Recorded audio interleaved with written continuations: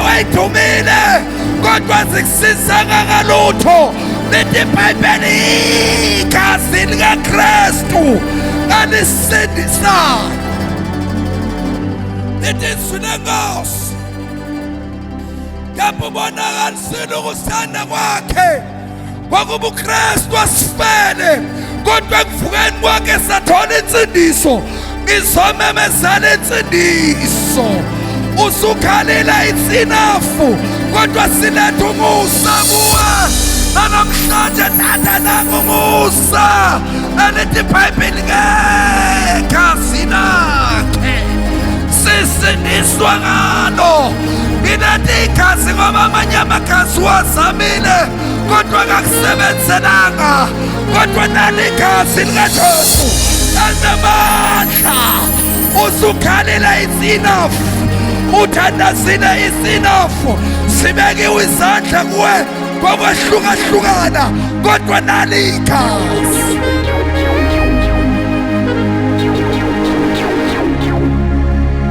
Lithi ngekusikho lokho kuphela, kodwa siyazigabisa ngaye, siyigabisa ngokusindiswa.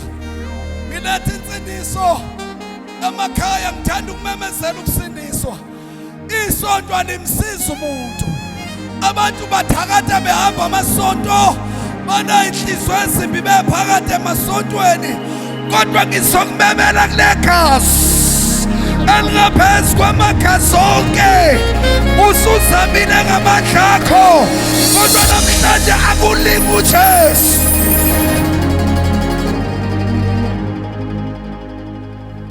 Haleluya, haleluya. Akulinga uJesu namhlanje. Elithi iBhayibheli akukho ukuthethelelwa kwezono ngaphandle kokuchitheka kwegazi. Amagazi amaningi achithekile, kodwa usahlela osizini. Namhlanje ngizokumema ukuthi ngegazi lakhe siye sasindisa.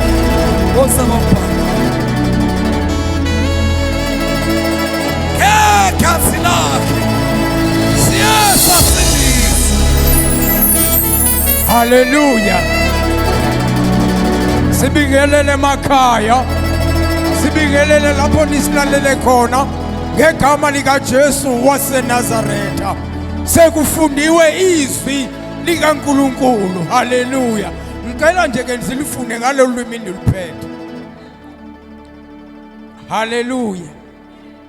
Akuve kumnandi ukukholwa lahlekile.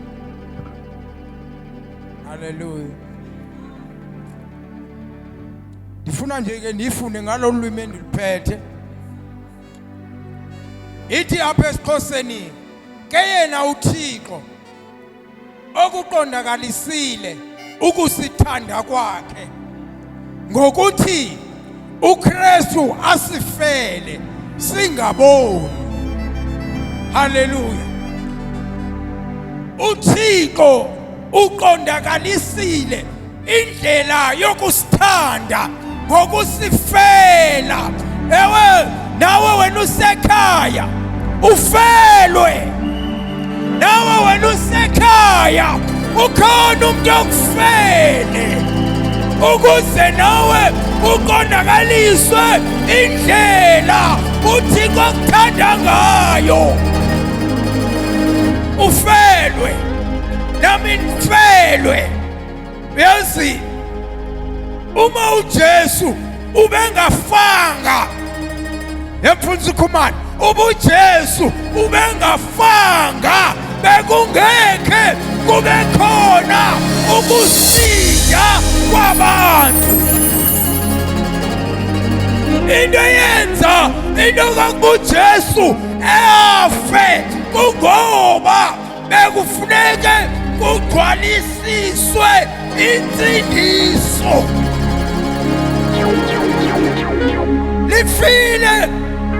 Zifile inkomo, zafa imbuzi, afa amajuba, kwachitheka igazi, kodwa lizange lunyakamisa umhlaba.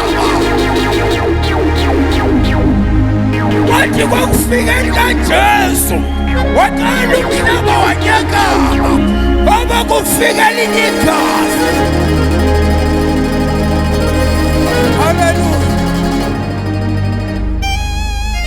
Akukho lula akukubumngane afela umngane, kodwa sibona uJesu ezoba ngumngane esefela thina.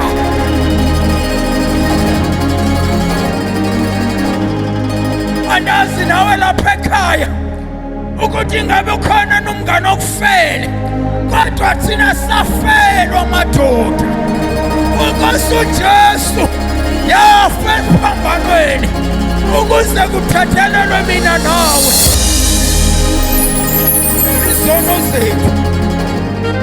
Haleluya. Lalela, ngelinye ilanga kuboshwa umngane. Ngithela uzuvula indlebe ezikamoya. Kuboshwa umngane, kubekwe isigwebo, kuthiwe lo muntu ugwenywa intambo uzoqhonywa. Haleluya. Kuthiwe akangeke aqhonywe ngaleli langa, kuthathwa ngalo isinqumo kwabekwa ilanga azoqhonywa ngalo. Uthi lo ngisacela nje ke niphume ke ndibuyele ekhaya, kunezinto ekufanele ndiyoziyeleza kunkosikazi wami nabantwana. Kuthiwe enkantolo ngoba wena usugwetyiwe usakwazi ukubuyela ekhaya,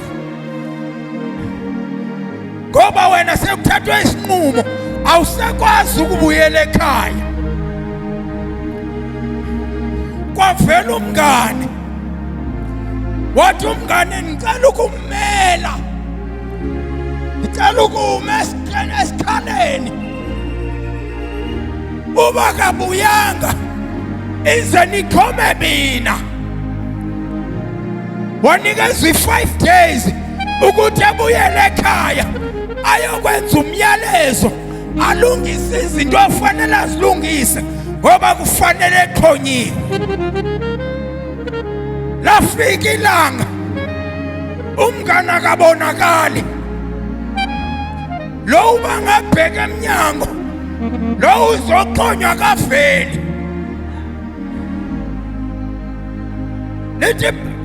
Ithi indaba kwahamba isikhathi, inkantolo seyimile. Umane sithi lo nginalo ithemba lokho kubuzongena. Kuthi umthemba kanjani ngoba lo muntu bezobulawa, manje wena uthe uzoma endaweni yakhe akwazi ukubuyela ekhaya. Uthi ndiyamethemba ngumngane wami.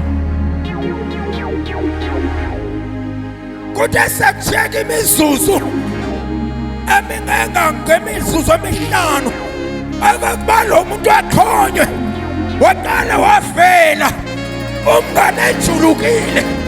Wavela umngane ibhatya libambe ngesandla, wathi hayi sandikhona, ningabi samenza nto, cala nimkhulule. Wathi umngane benditshilo ndathi ndimethembile uzobuya. Ndifuna ukuthi kuwe ekhaya uJesu ngumngane, ume esikhaleni. Kuthe sekushiyeka imizuzu yokokuba wena ungalahlwa, wathi uJesu inotshe, ndikhona mina ndizoma esikhaleni. Ndizoma esipeyisini sokuthi lo muntu angaqhonywa. Ithi indaba xa seyigoqwa kwathiwa wena uthembeke kakhulu futhi nomngane uthembekile kuwe, so icala lokuba uyaqhonywa seliyosulwa, awusazuqhonywa, hamba ubuyele ekhaya. Ngizothi kuwe lokuba besawunqamile ekhaya impilo yakho bisengathi ingabile kodwa buyele ekhaya ngoba uYesu khona buyele ekhaya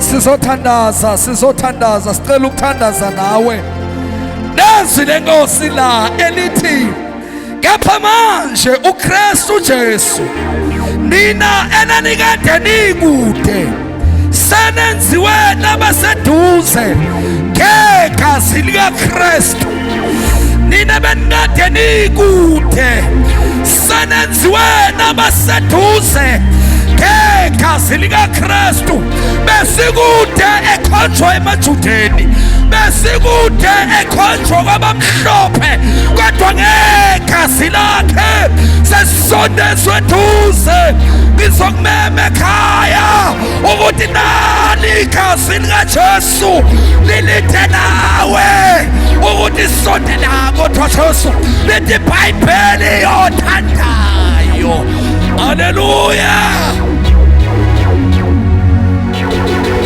uJesu othandayo thatha isiphambano sakhe ngilandele azange kuzokuphoqa noma usekhaya kodwa ngizokumema leli iBhayibheli nanene nikade nikude asondezwanga ukuhlakanipha asondezwanga ulwazi kodwa sisondezwe ngegazi lakhe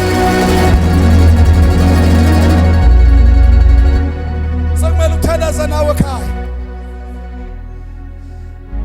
sasikude singekho duze naye ekhonjwa phesheya ekhonjwa kude kodwa ngenxa yegazi lakhe sasesenziwa sasondela ngegazi likaJesu namhlanje siyamemezela akunamthakathi ongathatha impilo yakho ngegazi likaJesu akunadevelopship engathatha impilo yakho ngegazi likaJesu ney'ngane zakho ezingezwa kodwa namhlanje ngithi akuyicwilisele igazi